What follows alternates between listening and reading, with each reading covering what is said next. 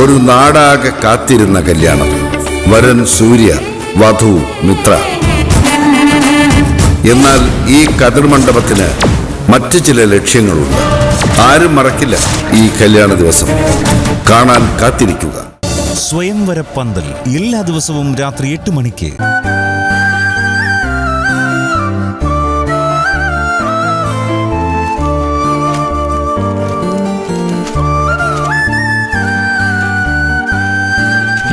ഗിരിയണ്ണ ബ്രേക്ക്ഫാസ്റ്റിന് എന്താ വേണ്ടേ? അപ്പൊ നീ ഡ്യൂട്ടിക്ക് പോകുന്നില്ലേ? ഞാൻ ഇന്ന് ലീവ് എടുത്താലോ എന്ന് ആലോചിക്കാം. ഇനി എന്തിനാ ആലോചന മാത്രമാക്കുന്നത്? ആ കാര്യം ഉറപ്പിക്ക്. നീ ഇന്ന് റെസ്റ്റ് എടുക്ക, പാചകം ഞാൻ ചെയ്യാം. അത് വേണോ? അതെന്താ? എന്റെ പാചകത്തിൽ നിനക്കൊരു വിശ്വാസക്കുറവ്? ഞാനേ നല്ല അടിപൊളിയായിട്ട് കുക്ക് ചെയ്ത് കാണിച്ചു തരാം. എന്റെ പാചകം കണ്ടിട്ട് ഇനി എല്ലാ ദിവസവും ഞാൻ പാചകം ചെയ്ത് തരണമെന്ന് നീ പറയുമെന്ന് എന്റെ പേടി. ഇത്രയും ഓവർ കോൺഫിഡൻസ് കാണിക്കണോ? അതിനിപ്പോ എന്താ? സംഗതി കുളമായാലും നിന്റെ മുന്നിൽ മാത്രമല്ലേ ഞാൻ ചമ്മു.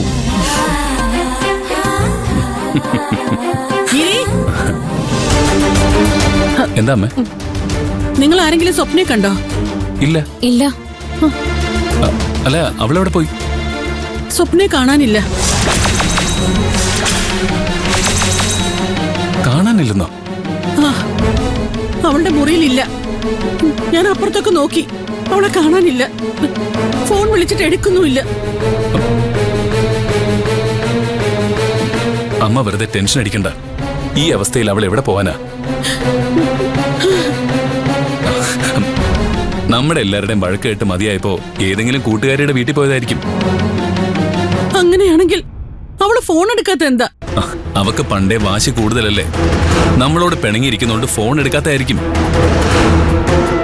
മോനെ, ആ ഗോപാൽജിക്ക് അവളോട് ശത്രുതയുണ്ട്. അയാളെങ്ങാനും അവളെ അപായപ്പെടുത്തിയിട്ടുണ്ടാവൂ. ഗോപാൽജി ഒരിക്കലും അങ്ങനെ ചെയ്യില്ലമ്മേ. അത്ര ലാഘവത്തില് കാര്യങ്ങൾ കാണണ്ട ഗിരിയേട്ട. സ്വപ്ന കാരണം പുതിയ പാർട്ടിയിലേക്കുള്ള രാഷ്ട്രീയ പ്രവേശനം ഗോപാലിന് നഷ്ടാവാൻ പോകുന്നത്. അയാൾക്ക് അതിന്റെ ദേഷ്യം കാണാതിരിക്കില്ല. ഇനി അയാൾ ഒന്നും ചെയ്തില്ല എന്ന് തന്നെ ഇരിക്കട്ടെ, അയാളുടെ മക്കൾക്കാകാലോ. ശാലിനിയും സഞ്ജുവും ചെയ്തതിലൊന്നും അയാൾക്ക് പങ്കില്ലെന്നല്ലേ ഗിരിയേട്ടന്റെ വിശ്വാസം. അപ്പോ അവരെ കൈയോടെ പിടിച്ചു കഴിഞ്ഞാ താൻ അറിയാതെ അവരൊപ്പിച്ച പണിയാണെന്ന് ഗോപാലിനങ്ങ് പറഞ്ഞാ മതി. നിനക്ക് ഗോപാൽജി വിശ്വാസമാണെന്ന് എനിക്കറിയാം. പക്ഷെ ആ വിശ്വാസം കാരണം നിന്റെ അനിയത്തിക്ക് ഒരു ദോഷവും സംഭവിക്കരുത്. അമ്മയ്ക്ക് വേണ്ടി നീ ഒന്ന് ചെന്ന് അന്വേഷിക്കും മോനെ.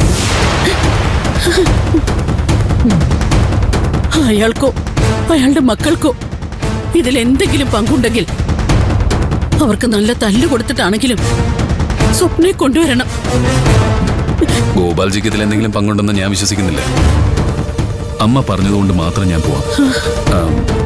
അമ്മ അവളുടെ കൂട്ടുകാരികളൊക്കെ ഒന്ന് വിളിച്ച് അന്വേഷിക്കാൻ. ശരി മോനെ. അമ്മ, ഞാൻ സ്റ്റേഷനിലേക്ക് ചെല്ലട്ടെ. അവിടെ ആകുമ്പോ എനിക്ക് കൂടുതൽ എന്തെങ്കിലും ചെയ്യാൻ പറ്റും.